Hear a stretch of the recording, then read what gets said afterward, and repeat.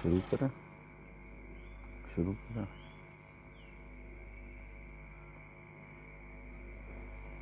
ॐ भूर्भुवः स्वः तत्सवितुर्वरेण्यं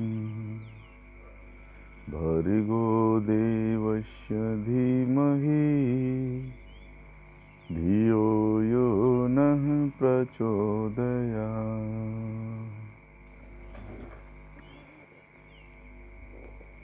नमो गोभ्यः श्रीमतिभ्यः शौर्भ्येभ्यः एव च। नमो ब्रह्मसुताभ्यश्चभ्यः पवित्राभ्यो नमो नमः। सर्वकाम दूधे देवी सर्वतीर्थाभिषेचिनी पावनी शुरभि श्रेष्ठे देवी तुभ्यं नमो नमः। आज का यह सत्र बहुत ही विशेष दिवस पर है। आज अक्षय तृतीया है। आज हमारे सौरमंडल में ग्रहों की जैसी स्थिति है, सूर्य के साथ जिन जिन ग्रहों का जैसा जैसा कोण है, ठीक इसी कोण पर दो महायुग प्रारंभ हुए हैं। पहला सतयुग और दूसरा त्रेता युग। इस कारण से भी आज की तिथि को बहुत ही महत्वपूर्ण माना जाता है और शास्त्रों में वर्णित है कि इस तिथि पर प्रारंभ किया गया कोई भी कार्य मध्य में नहीं रुकता। कार्य पूर्ण होता है। इसलिए जो कुछ भी अच्छे कार्य करने हों उसे आज के दिन में और सूर्योदय से 2 घंटा पहले ही पूर्ण कर लें तो बहुत ही अच्छा माना जाता है।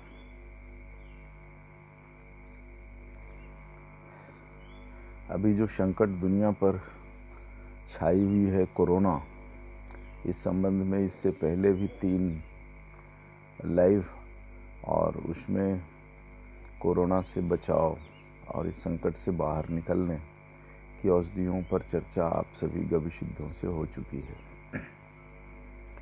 औषधि में कोई भी बदलाव करने की जरूरत नहीं है।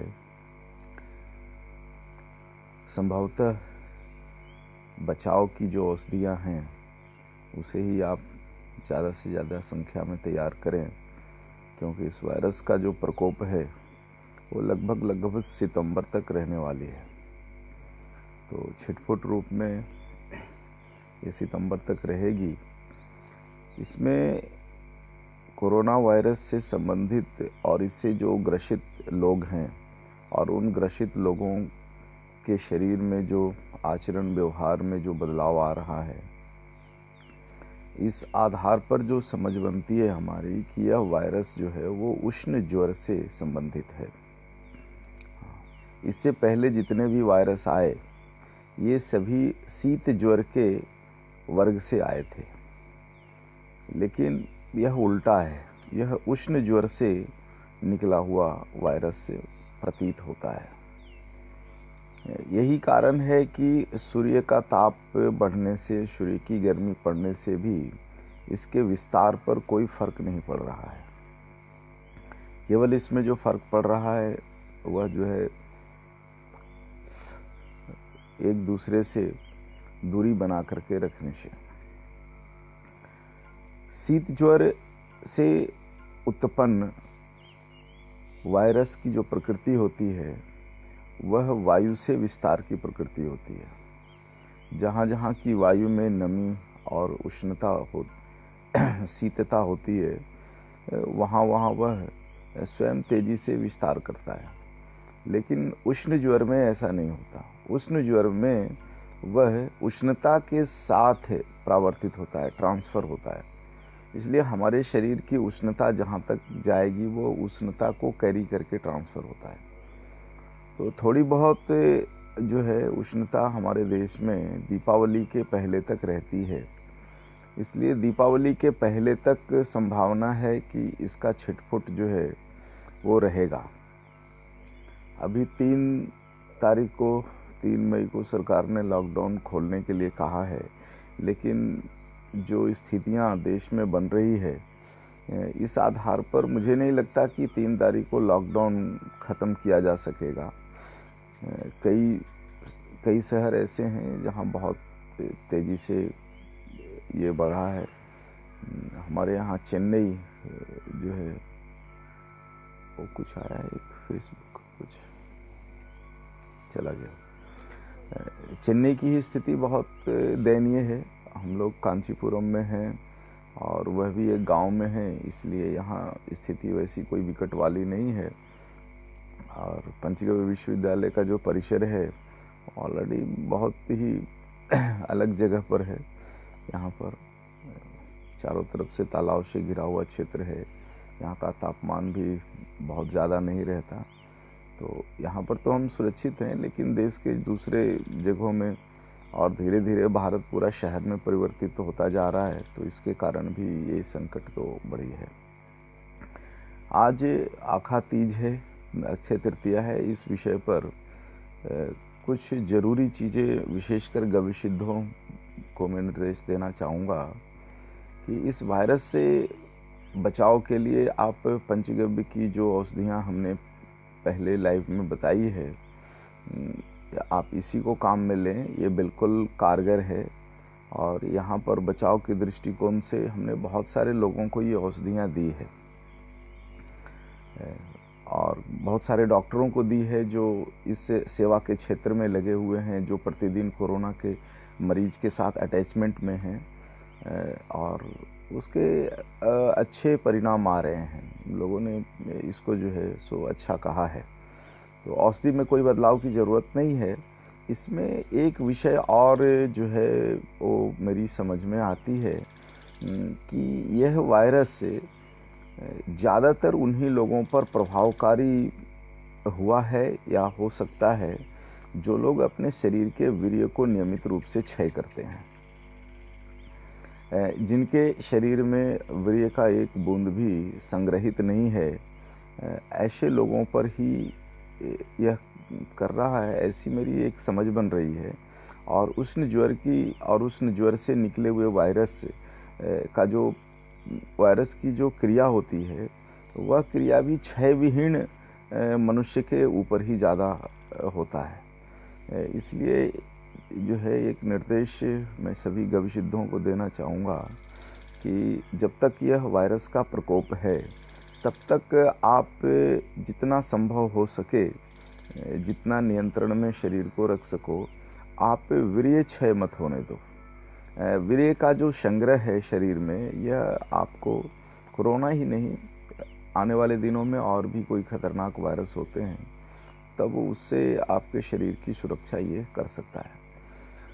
दूसरी बात मुझे कहनी थी कि आज अक्षय तृतीया है और अक्षय तृतीया के दिन और लॉकडाउन में हम क्या कर सकते हैं। आज जो इतना अच्छा संयोग सूर्य के साथ पृथ्वी का और सभी ग्रहों का बना है, इस कोणीय संयोग में हमें ऊर्जा संग्रह का कार्य करना चाहिए। सबसे ज़्यादा हमारे शरीर से ऊर्जा क्षय वीर्य और महिलाओं में आर्तव के निष्कासन से होता है, और दूसरा ऊर्जा क्षय बोलने से होता है। तो दूसरा जो विषय है कि संभवतः जितना संभव हो सके सूर्य उदय से लेकर और सूर्य अस्त तक सभी गविसिद्ध भाई बहन मौन धारण करें। मौन धारण का तात्पर्य ऐसा नहीं है कि कोई संकट आ जाए फिर भी आप उस व्रत के संकल्प में फंसे रहो। मौन धारण का अर्थात है कि कम से कम बोलें, जो विषय कम से कम शब्दों में कही जा सकती है उसके लिए वार्तालाप जैसी चीज़ें ना करें। तो आज सूर्योदय से सूर्यास्त तक का लगभग जो 12 घंटे का समय है, इस समय में लॉकडाउन में हम मौन रह करके जो है ऊर्जा संग्रह का कार्य कर सकते हैं स्वयं के लिए। तो ये काम करें आप। और लगभग पिछले 1 महीने पहले से ये क्रम शुरू किया है हमने लाइव का, ताकि गविसिद्धों को सही सही दिशा निर्देश मिल सके, या आपके समझ में कोई विषय पूछना है, जानना है, तो इसे भी आप पूछ सकते हैं। संभवतः मैं कोशिश कर रहा हूँ कि प्रत्येक रविवार को मैं लाइव आऊँ और पंचगव्य चिकित्सा विज्ञान में के क्षेत्र में काम करने में जो आपकी कठिनाइयाँ हैं, मुश्किलें हैं, इन सभी के विषय में आपसे चर्चा करके और इसे और बेहतर बनाई जा सके। तो 2 बातें ध्यान रखें आप। आज के इस क्षेत्र का जो मुख्य विषय है कि हमें वीर्य संग्रह करना है, यानी क्षय नहीं करना है। संग्रह करने का अर्थात है कि क्षय नहीं करना है, जिससे शरीर की जो उष्णता है, ऊर्जा है, वो बनी रहेगी और हमें वायरस से डरने की ज़रूरत नहीं है। और दूसरा है कि आज के इस विशेष दिन में जो है हमें कम बोलकर या पूर्णतः मौन रह करके ऊर्जा संग्रह करना है। अब इस संबंध में यदि आपके कोई प्रश्न हैं तो आप प्रश्न हमें लिख सकते हो, भेज सकते हो।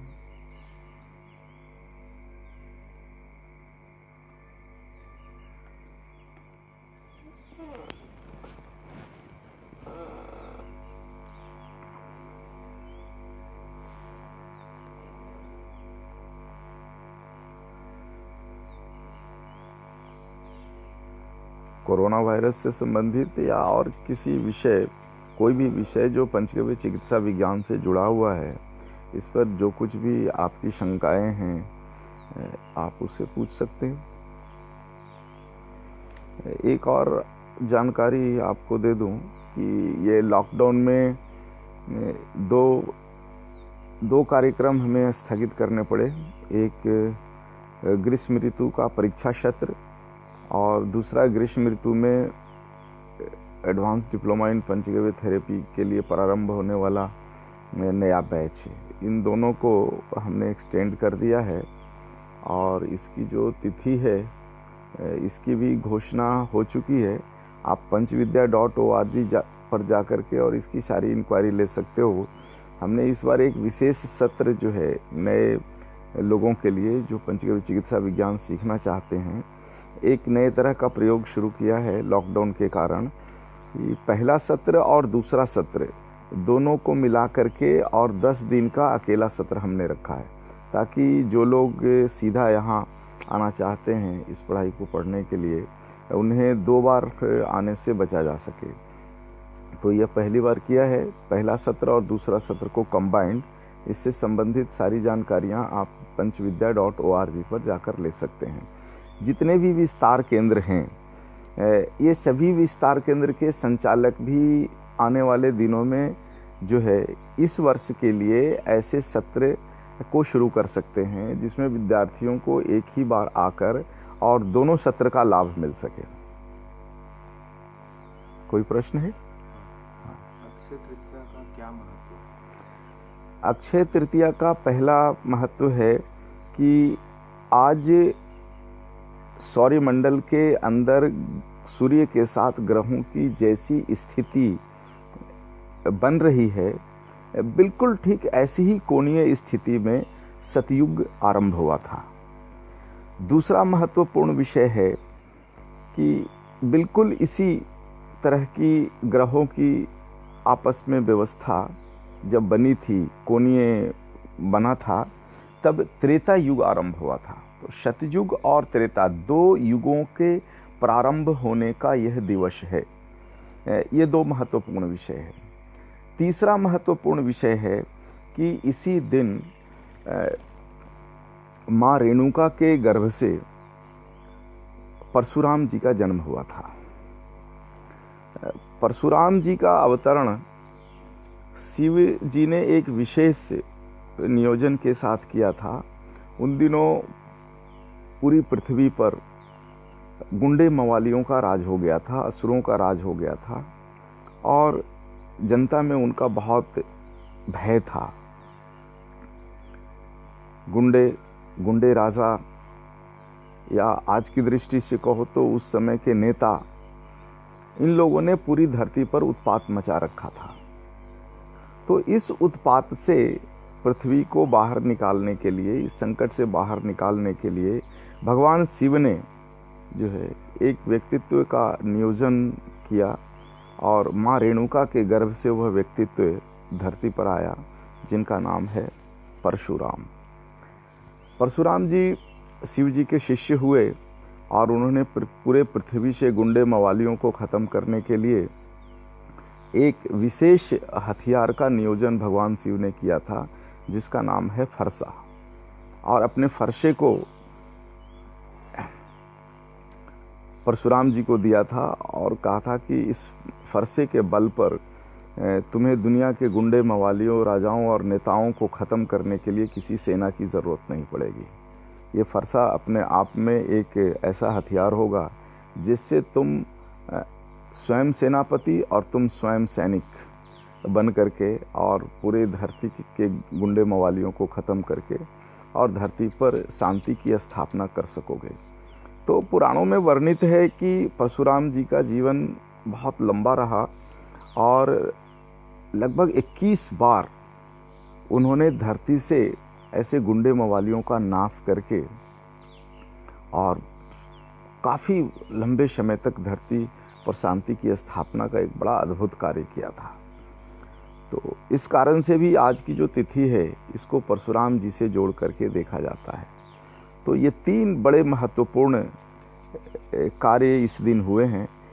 इसलिए आज के दिन को हम भारत के लोग जो सनातन धर्म को मानते हैं, उनके मन में एक भाव है कि आज के दिन किया गया कार्य कभी भी अधूरा नहीं रहता।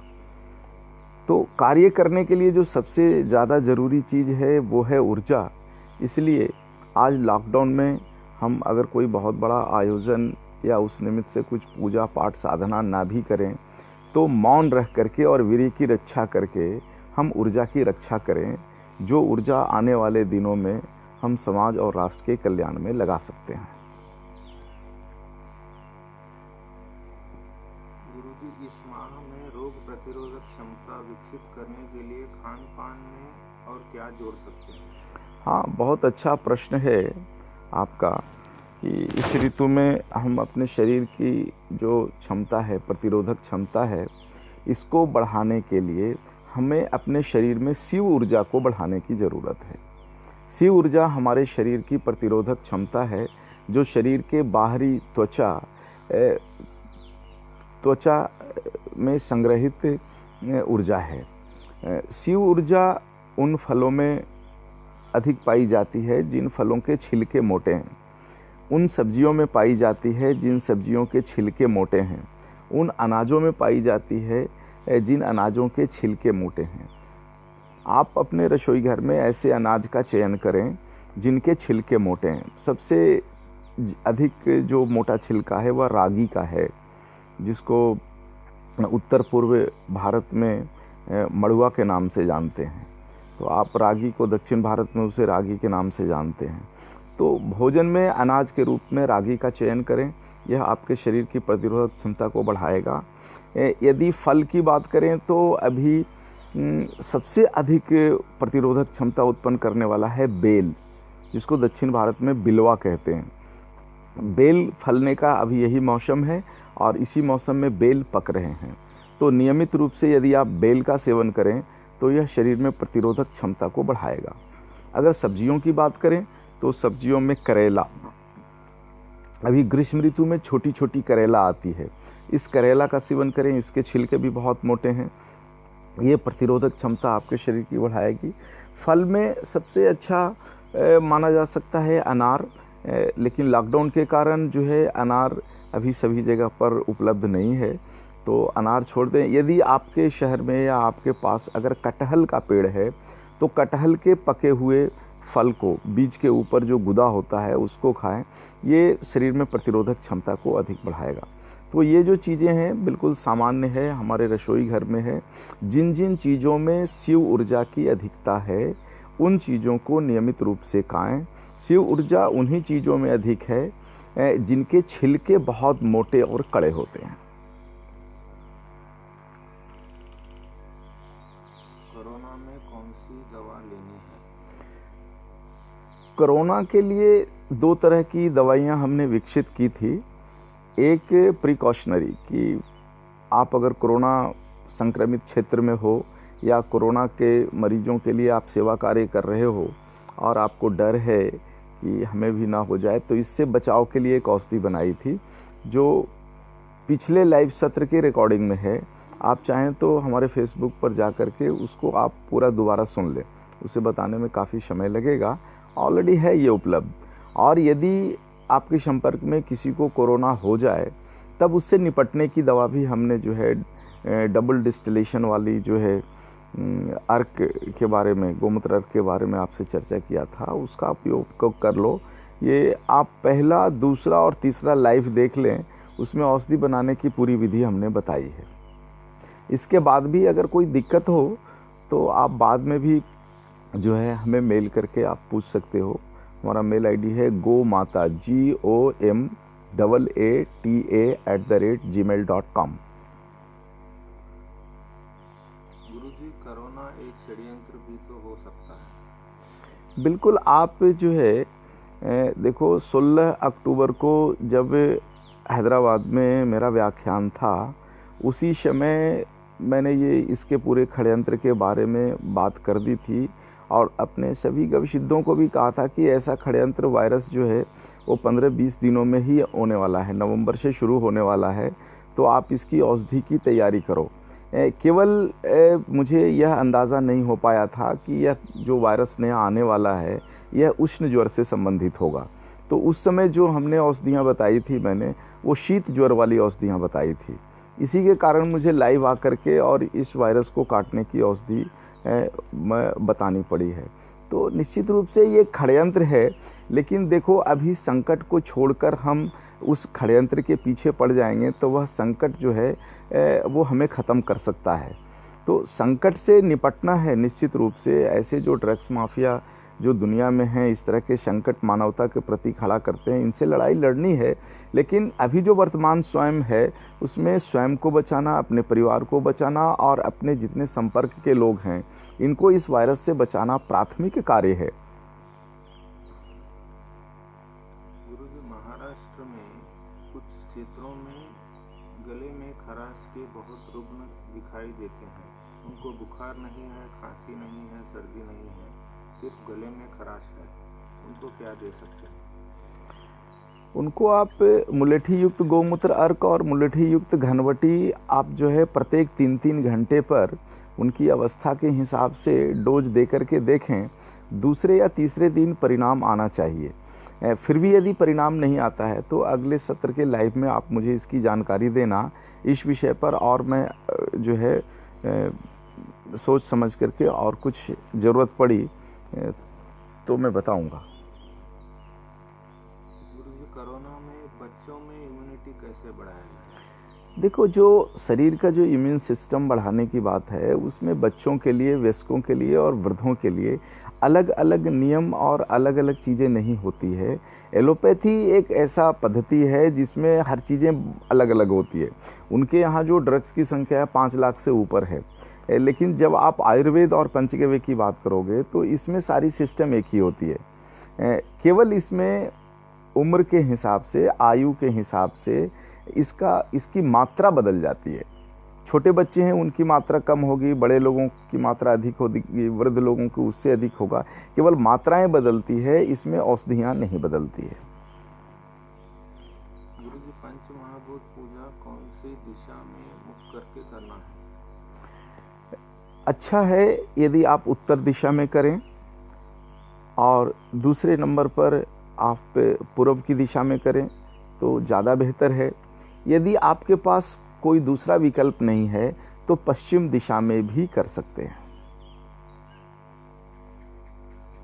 गुरुजी, कोरोना पेशेंट की ट्रीटमेंट हम लोग करेंगे या नहीं, निर्देश दीजिए। देखिए, यदि आपके पास कोरोना से ग्रसित कोई मरीज आता है और आपके पास यह विषय रखता है कि मैं कोरोना से ग्रसित हूं और आपसे चिकित्सा लेना चाहता हूं, तो निश्चित रूप से आपको करना चाहिए।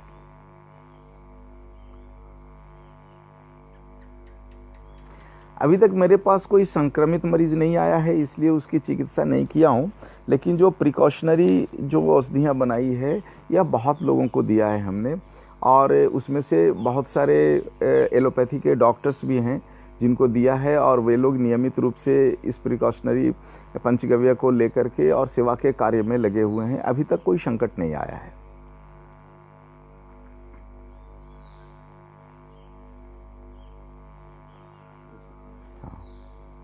और भी यदि कोई प्रश्न हो पंचगव्य चिकित्सा विज्ञान से भी संबंधित तो आप हमें पूछ सकते हो।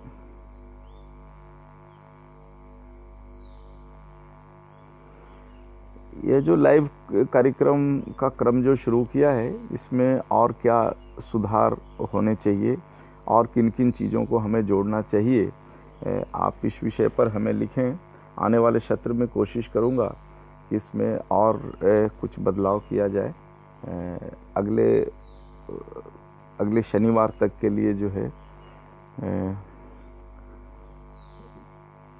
अर्थात आने वाले रविवार को फिर कोशिश करूंगा आपके साथ लाइव आने के लिए। शनिवार तक जितने भी प्रश्न आपके मन में उठते हैं इसको आप रखिए, जिसका उत्तर देने की कोशिश करूंगा मैं अगले रविवार को।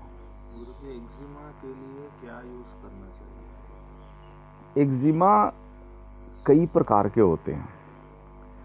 अगर ये एक्जिमा देखो बहुत पुराना है तो केवल एक्सटर्नल एप्लीकेशन वाले पंचगव्य से ठीक नहीं होता, उसके लिए इनटेक के पंचगव्य भी लेना पड़ता है। लेकिन एक्जिमा अगर नया नया है, यदि आप किसी गविसिद्ध के संपर्क में हो, आप कौन गविसिद्ध हैं या कोई सामान्य व्यक्ति हैं पूछने वाले?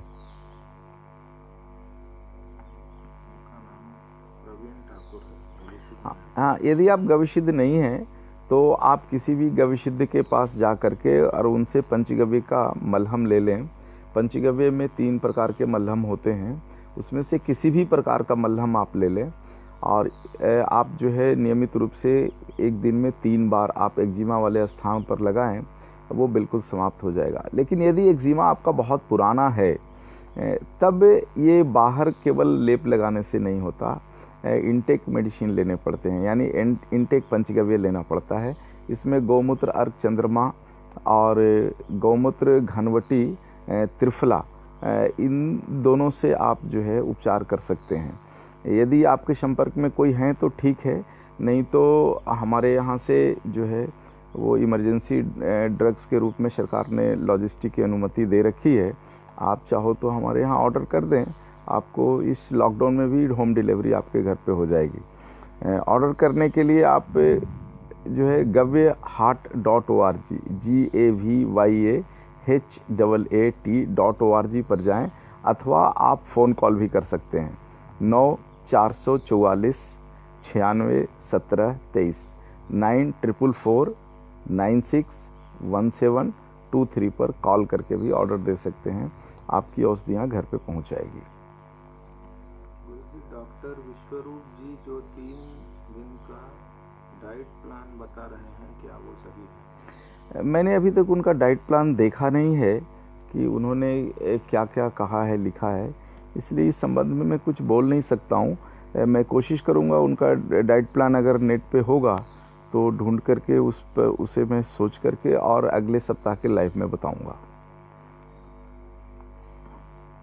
कोरोना के ऐसे मरीज मिल रहे हैं, कोई लक्षण नहीं दिखने पर भी वो पॉजिटिव आ रहे हैं, इस बारे में कुछ बताएं।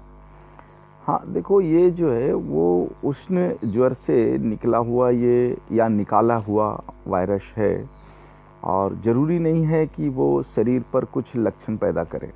शरीर पर लक्षण पैदा होना और नहीं होना यह निर्भर करता है उस मनुष्य के शरीर की ऊर्जा वाली क्षमता के आधार पर। अगर व्यक्ति ऊर्जावान है तो निश्चित रूप से उसके शरीर पर संकट से पहले कई प्रकार के लक्षण आएंगे, जिनमें बुखार होना, सर दर्द होना, कफ होना और मूत्र निष्कासन में कुछ संकट आना, इस तरह के लक्षण देखे गए हैं। लेकिन जो व्यक्ति शारीरिक रूप से और ऊर्जा के रूप से कमज़ोर है, उसके ऊपर यह जो वायरस है वो इतना तेज़ी से हावी होता है कि लक्षण प्रकट होने से पहले ही वो संकट में फंस जाता है।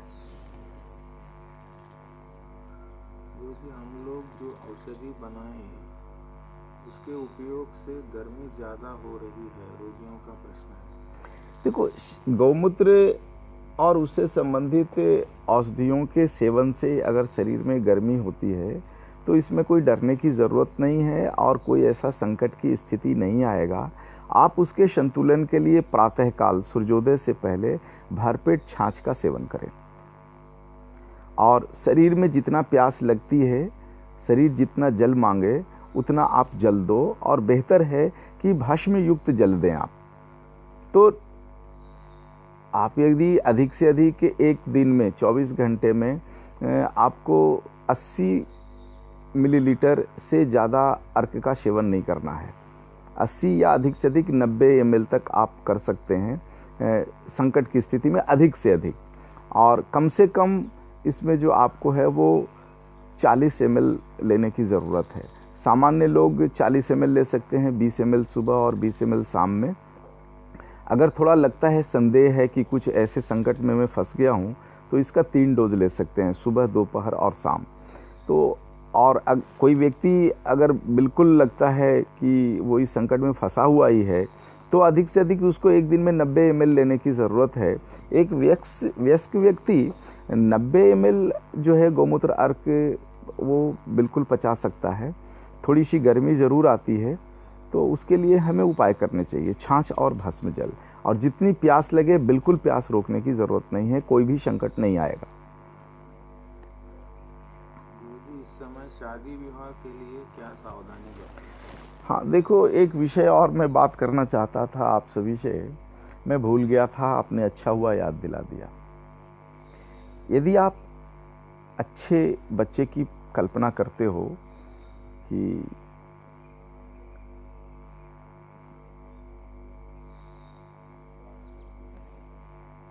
हाँ, शादी ब्याह वाली बात थी ना, मैं बच्चे पर आ गया था। में क्या सावधानी बरतें? देखो, बेहतर होगा कि आप 15 जून तक शादी विवाह का कार्यक्रम टाल दो, क्योंकि सौर्य मंडल के अंदर जो ग्रहों की स्थिति है, इसमें भारत के ऊपर मंगल की परावर्तित किरणें आ रही है, और जब तक ये मंगल की परावर्तित किरणें भारत भूमि पर रहेगी, तब तक ये हमारे आचरण में कुछ ये विकार उत्पन्न कर सकता है। इसलिए ऐसे भी जो है 15 जून तक का समय ग्रहीय दृष्टिकोण से ठीक नहीं है। इसलिए 15 जून तक अगर विवाह का कार्यक्रम आप टाल के कोई नई तिथि कर लो तो बहुत ही अच्छा है। और दूसरी एक बात और मैं कहना चाह रहा था कि 15 जून तक गर्भ धारण करने का समय बिल्कुल नहीं है। इस दौरान गर्भ धारण किया हुआ बच्चा वो मंगल दोष में उत्पन्न होगा, इसकी पूरी संभावना बनती है। मंगल हमारा बीता हुआ कल है। मंगल को ही जलाकर, मंगल को ही खत्म कर कर, मंगल को ही नाश करके और हम सभी पृथ्वी पर आए हुए हैं। तो हमारा बीता हुआ कल है, वहाँ से जो सूर्य की परावर्तित किरणें जो है, रिफ्लेक्शन एनर्जी जो पृथ्वी पर आ रही है और विशेषकर जो भारत भूमि पर आ रही है, यह अच्छा नहीं माना जाता है। ज्योतिष गणित में इसे बिल्कुल अच्छा नहीं माना जाता है। इसलिए आप यदि मेरी सलाह मानो तो 15 जून तक आप जो है गर्भधारण से दूर रहो। आप विटामिन सी की बात कही जा रही है, पंचगव्य में कैसे करें? देखो, जरूरी नहीं है कि सभी चीज़ों के लिए पंचगव्य लेने की ज़रूरत है। विटामिन सी जो है वो हमारे रसोई घर के बहुत सारी सब्जियों में है। उन सब्जियों के सेवन से हम उसकी पूर्ति कर सकते हैं। हरी मिर्च का आप अधिक से अधिक सेवन करें, उसमें बहुत ज़्यादा है विटामिन सी। और यदि आपके पास देशी गाय का दूध है तो आप दूध का सेवन करें। आप चाहें तो सूर्योदय से पहले दही का सेवन कर सकते हैं, यह आपको उपयोगी होगा। पंचगव्य कोर्स के बारे में थोड़ा सा बता दें। पंचगव्य पाठ्यक्रम जो है वो 1 साल का पाठ्यक्रम है, जिसमें सामान्यतः 5-5 दिन के लिए 2 बार कक्षाएं लगती है और एक महासम्मेलन में भाग लेना रहता है जो 3 दिन का होता है, और अंतिम सत्र जो है वो 6 दिन का होता है, जिसमें परीक्षा भी होती है और कक्षाएं भी होती है। तो ये कुल मिलाकर के 19 दिनों का जो है ये प्रायोगिक कक्षा होता है और शेष विषय आपको घर पर पढ़ने रहते हैं। आप ज्वाइन करना चाहते हो तो लगभग भारत के सभी राज्यों में पंचगव्य विद्यापीठम का विस्तार केंद्र है, जिसकी सूची panchvidya.org panchvidya.org पर आपको मिल जाएगा। आप हमारे भारत के किसी भी विस्तार केंद्र में अपने राज्य में वहाँ पर आप इस नामांकन ले सकते हो, ज्वाइन कर सकते हो। सारा कुछ ऑनलाइन है। कक्षा के लिए वहाँ आने की ज़रूरत है और लगभग भारत की 11 भाषाओं में है। तो आप अपनी मातृभाषा का चुनाव करके और उस मातृभाषा में इस पंचगव्य मेडिकल साइंस को पढ़ सकते हो आप। इसमें हम चिकित्सा के इस प्रकार की चिकित्सा सिखाते हैं जिसको सीखने के लिए पूरे दुनिया से लोग भारत आते थे। 14वीं-15वीं शताब्दी तक भारत के गुरुकुलों में मेडिकल साइंस पढ़ने के लिए दुनिया के लोग आते थे। लगभग हमने उसी सिलेबस को इसमें लिया है। तो ये बिल्कुल पौराणिक चिकित्सा विज्ञान है और मैं तो कहूँगा यह बहुत अच्छा कारगर है और भविष्य के लिए बड़ा उपयोगी है। एलोपैथी अधिक से अधिक 5 साल या 10 साल से ज़्यादा इसकी अब आयु नहीं है। दुनिया के बहुत सारे देशों में ये प्रतिबंधित हो चुका है, उसका युग ख़त्म होने वाला है। और इसके बाद जो नंबर आता है वो होम्योपैथी और आयुर्वेद का आता है। और पंचगव्य चिकित्सा विज्ञान आयुर्वेद का ही एक हिस्सा है और सरल है।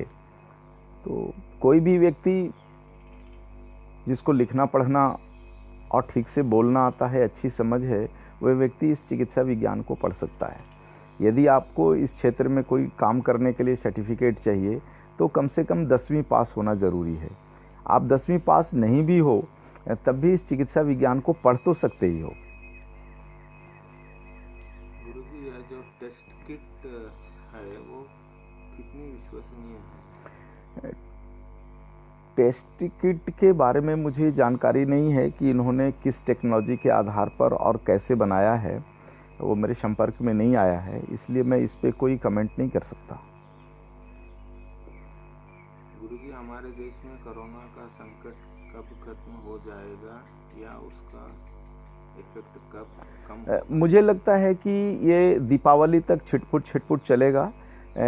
मंगल 15 जून के बाद भारत भूमि से मतलब उसकी परावर्तित किरणें भारत भूमि पर नहीं आएगी 15 जून।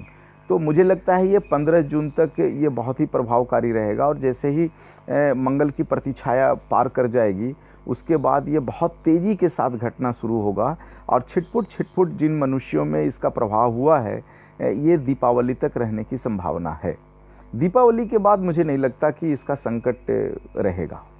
हाँ, जो एलोपैथी ड्रग्स माफिया हैं वो निश्चित रूप से अपना दवाई बेचने के लिए ये थोड़ा बहुत जो है ये प्रचार प्रसार करते रहेंगे और डराते धमकाते रहेंगे। फ्रेश गोमूत्र के विषय में बहुत सी बात बोली जा रही है कि ताज़ा गोमूत्र पीने से पित्त की समस्या बढ़ती है। देखो, ऐसा है कि ताज़ा गोमूत्र पीने से सभी को पित्त की समस्या नहीं बढ़ती, और हमारे शरीर में दो तरह के पित्त होते हैं, एक नुकसान वाले पित्त और दूसरा अच्छा करने वाले पित्त, दोनों चीज़ें होती है। तो इसमें पित्त बढ़ता भी है तो शरीर को अच्छा करने वाला पित्त बढ़ता है, इसलिए ताज़ा गोमूत्र पीने में डरने की कोई ज़रूरत नहीं है। इसमें केवल इतना ध्यान रखें कि जो मनुष्य पित्त प्रकृति का है वो जो है समभाग जल मिला करके ले, और जो व्यक्ति पित्त प्रकृति का नहीं है, कफ प्रकृति का है या वात प्रकृति का है या सम प्रकृति का है, उसे इसमें जल मिलाने की कोई ज़रूरत नहीं है। एक वयस्क व्यक्ति जो 20 साल से अधिक की उम्र का है वो 25 से 30 ml सुबह खाली पेट नियमित रूप से ले सकते हैं। अगर व्यक्ति कमज़ोर है तो उसे जल मिला करके लेना चाहिए, भले ही वो किसी भी प्रकृति का हो। गुरुजी, हमें कैसे पता चलेगा कि रोगी को कोरोना ही है, क्योंकि टेस्ट के बाद तो कोई हमें रोगी देगा नहीं। हाँ देखो, अब ये कैसे पता चलेगा कि ये कोरोना वायरस से इफ़ेक्टिव है या नहीं है, ये थोड़ा मुश्किल है बताना, क्योंकि अभी तक कोई मेरे पास मरीज़ नहीं आया है जिसकी मैं नाड़ी देख करके और नाड़ियों की चाल आपको मैं बता सकूं।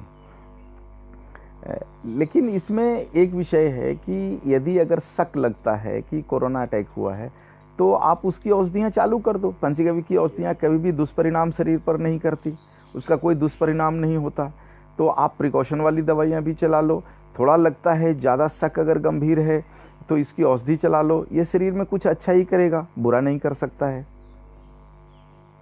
गुरुजी, मेरे एक रिलेटिव हैं, वो रेलवे स्टाफ हैं, वो लॉकडाउन की वजह से बहुत डर गए हैं,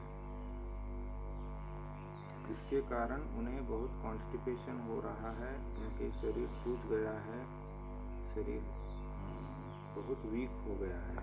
हाँ देखो, से ज़्यादा फायदा कैसे रखें? हाँ, ये जो इसमें जो लक्षण है, लक्षण के आधार पर ये हम कह सकते हैं कि उनको इसका संक्रमण हो सकता है, क्योंकि शरीर जो सूजा है वो इसीलिए सूजा है कि शरीर में जो जल निकलना चाहिए था बाहर पेशाब के रास्ते से, उसको गुर्दे ने ब्लॉक करके रखा है, रोक के रखा है, तो गुर्दा से ओवरफ्लो हुआ होगा और ओवरफ्लो होकर के शरीर में ये सूजन आई होगी, तो इसमें संभावना बनती है उनके ग्रसित होने का। तो आप पंचगव्य में उन औषधियों का सेवन करो जो कोरोना से लड़ने के लिए बनाई गई है। आपके आसपास में कोई गविसिद्धर हो तो आप उनसे बनवा के ले लो, या फिर हमारे यहाँ ऑर्डर कर दो। अगर आप गांव में अगर नहीं हो, थोड़े भी डिस्ट्रिक्ट लेवल के सिटी में हो, तो वहाँ तक हमारी डिलीवरी सर्विस चालू है। तो हाँ, लिखा है उन पर पंचगव्य से ज़्यादा फायदा नहीं हो रहा है, कोई फायदा नहीं, देखो पंचगव्य आप किस तरह का ले रहे हो, क्या ले रहे हो, इसके ऊपर निर्भर करता है। आप इसके लिए क्या करें कि हमारा लाइव 1, 2 और 3 देखें, और उसमें जिस तरह से औषधि बनाने के लिए कहा गया है, आप किसी भी गविसिद्धर से या स्वयं अगर आपको थोड़ा भी इसका एक ज्ञान है तो आप उसको बना करके लो। देखो, अब पंचगव्य की औषधियाँ तो इसमें बहुत तरह की चीज़ें हैं पूरे भारत में, और पूरी परिपक्व भी नहीं है। कई लोग तो केवल सुन करके, पढ़ करके और इन चीज़ों को बनाते हैं, उनमें वो परिपक्वता नहीं है। लेकिन आप अगर किसी गविसिद्धर के संपर्क में आकर के लोगो तो वो सारी चीज़ें परिपक्व होगी। तो ये जो गुर्दा है आपका छान नहीं रहा है, तो आप एक काम करो, ये औषधि पहुंचने में या बनाने में आपको समय लगेगा। आज आप कहीं से पुनर्नवा उपलब्ध करा लीजिए। यह पुनर्नवा कम से कम 3 साल पुराना वनस्पति का जड़ होना चाहिए, पुनर्नवा की जड़। और पुनर्नवा की जड़ को पानी में उबालिए आप, है ना। आप 4 गिलास पानी लीजिए और उसमें कम से कम 2 या 3 चम्मच पुनर्नवा की जड़ कूटा हुआ उसमें आप डाल दें, और उस जल को आप तब तक उबालें जब तक कि वह जल 1 गिलास न बच जाए। और फिर इस पानी को जब गुनगुना हो जाए तो धीमे धीमे जो है आप सिप सिप करके और इसको पीना शुरू करें। कम से कम 3 गिलास आप पानी पिएं, सुबह, दोपहर और शाम में। तो यह आपके गुर्दा के संचालन क्रिया को सही कर देगा और आपको इस संकट से निकालेगा। और तब तक जो है आप इन औषधियों की व्यवस्था कर लें जो आपको बताई गई है कोरोना से लड़ने के लिए। 19 मई से जो द्वितीय सत्र होना था उसकी अगली तिथि कब से है या? हाँ, इसकी जो तिथि है वो पंचविद्या.org के स्क्रॉल में चल रहा है, वहाँ जा कर के आप इसको देख सकते हैं। ये 15 जून तक जो संकट रहेगा ऐसी संभावना मुझे दिख रही थी, इसलिए सारे सत्र को हमने जो है वो अगस्त के बाद कर दिया है, क्योंकि ट्रेन एक बार खुलेगी उसमें भीड़ बहुत ज़्यादा होगी और उसमें कोई भी एक व्यक्ति संक्रमण वाला हुआ तो आप में संक्रमण फैल सकता है। इसलिए हमने इस तिथि को लगभग 45 दिन आगे बढ़ा दिया है। कोरोना संकट के बाद भी 45 दिन आगे बढ़ाया है। तो आपका इसका विस्तृत जानकारी आप वेबसाइट पे जा कर के ले लें। गुरुजी, 1 महीने का गाय के बछड़ा उसके मुख और कान में पागल कुत्ता काट दिया।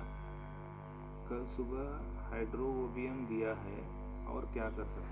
आप इसमें हाइड्रोफोबियम 200 पोटेंसी की जो है कम से कम उस बछड़े को 10-10 बूंद करके 3 बार दो, सुबह दोपहर शाम, और संभवतः आप कम से कम 5 दिन तक दीजिए। और जो कुत्ते ने काटा है जिससे जो घाव उत्पन्न हुआ है उसके ऊपर गौमूत्र नीम स्प्रे आप नियमित रूप से करें। साइटिका का क्या इलाज है?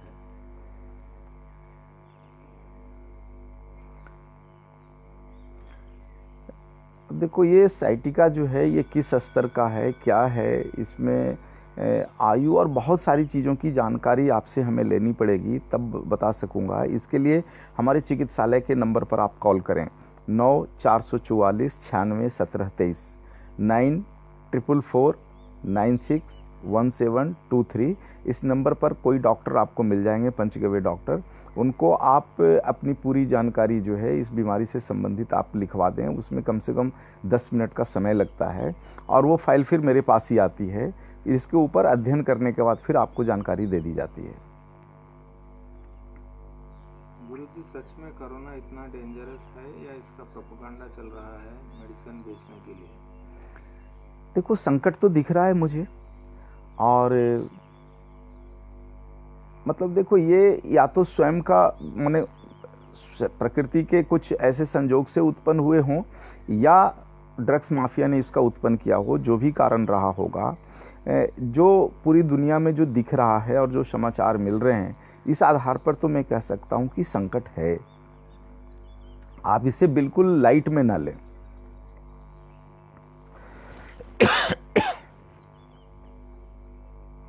गुरुजी, गविशितों का स्वयंवर योजना पर आपका लेटेस्ट विचार? स्वयंवर योजना, हाँ, ये बहुत पहले से ये हमने तय किया था कि जो गविशिधर महासम्मेलन में विवाह करना चाहें तो हम महासम्मेलन की तिथि को 1 दिन और बढ़ाकर 3 दिन की जगह 4 दिन करके और वहाँ पर जो है विवाह का जो है कार्यक्रम कर सकेंगे, जिसमें बिल्कुल जो है खर्च नहीं लगेगा। लेकिन अभी तक कोई किसी गविशिधर का प्रस्ताव आया ही नहीं। यदि इस साल कुछ गविशिधर चाहते हैं कि उनका विवाह महासम्मेलन में हो, तो 5, 6 और 7 दिसंबर को तेलंगाना के यादगिरी गुड्डा में जो सम्मेलन होने जा रहा है, 8वां है ना, 8वां पंचगव्य चिकित्सा महासम्मेलन हो रहा है। तो अभी से आप आवेदन कर दो, वहाँ पर व्यवस्था कर दी जाएगी और पूरे जो है 1500-2000 गविशिधों के बीच में आपका विवाह कार्यक्रम हो जाएगा। गुरुजी, आजकल गोमाता को स्किन डिजीज ज़्यादा होने लगा है।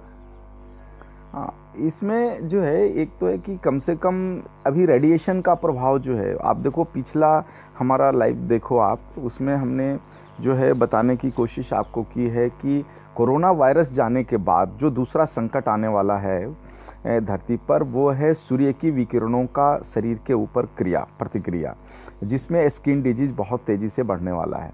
तो ये गाय पर अगर अभी से शुरू हो गया है तो आप कम से कम सप्ताह में 1 दिन गाय को ये सामान्य जल से नहलाने का काम शुरू करो आप। और बेहतर हो कि नहलाने के बाद जो है आप उनके शरीर के ऊपर नीम स्प्रे का छिड़काव करते हैं, इससे बचा जा सकता है। और जो गायों का जो खान पान है, बाहर से जितना भी आप इनपुट गाय को देते हो, देखो मेरे हिसाब से वो बंद कर देना चाहिए।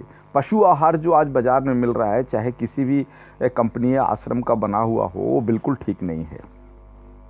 उसे आप गाय को नैसर्गिक जो है आप चीज़ें आप चरने के लिए, खाने के लिए उपलब्ध कराओ। जैसे कम से कम 4 से 5 घंटा चरने की व्यवस्था हो। अगर नहीं भी है चरने की व्यवस्था, तो नैसर्गिक रूप से उगा हुआ हरा चारा या फिर अनाज के जो चारे बनते हैं उनको आप दो। और बाहर से जो चीज़ें आ रही है पशु चारा के रूप में, मैं देख रहा हूँ कई जगह पर कि वो बहुत ही खतरनाक है। ये पशु चारा सबसे ज़्यादा गाय को प्रभावित करते हैं उनके फर्टिलिटी के ऊपर। गाय को फिर माँ बनने में बहुत मुश्किल होता है। तो इससे बचने की कोशिश करो आप। गुरुजी, मेरे पिताजी की आयु 68 साल है। उन्हें हर रोज शाम के समय को लेफ्ट साइड के पैर में बहुत दर्द होता है। पैर के पिछले भाग में दर्द होता है। पहली बार तो आप जो है वो किसी भी तरह के तेल से एक बार मसाज करके आप देखिए। इससे अगर ठीक नहीं होगा तो फिर कुछ औषधि के बारे में विचार किया जा सकता है।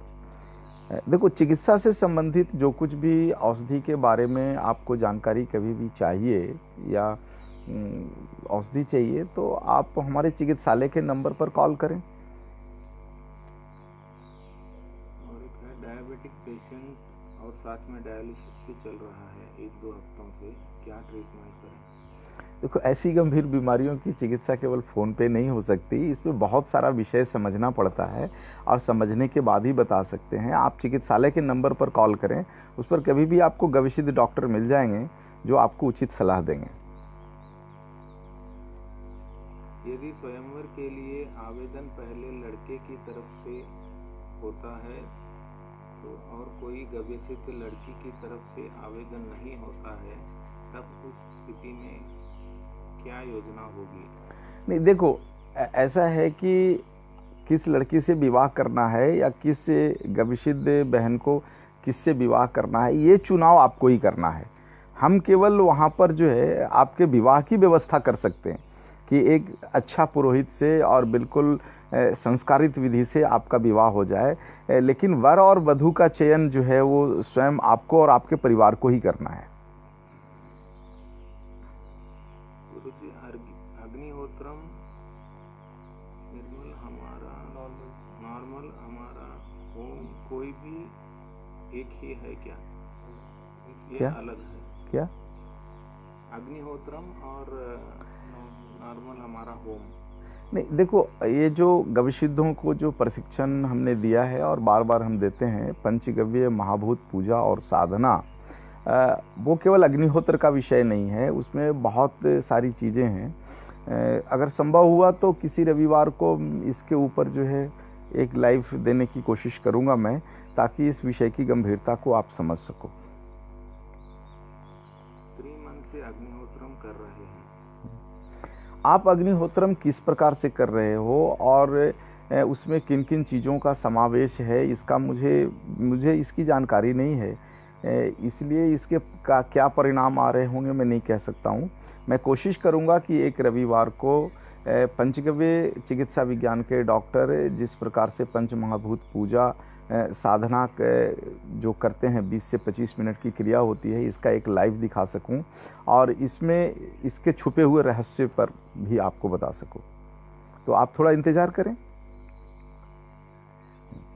तो आप सभी का बहुत बहुत धन्यवाद और आप कमेंट में ज़रूर लिखें आपको ये प्रोग्राम कैसा लगा और इस प्रोग्राम में हमें और क्या क्या सुधार करने की ज़रूरत है, ताकि इसको हम और भी बेहतर बना सकें। आप सभी का धन्यवाद।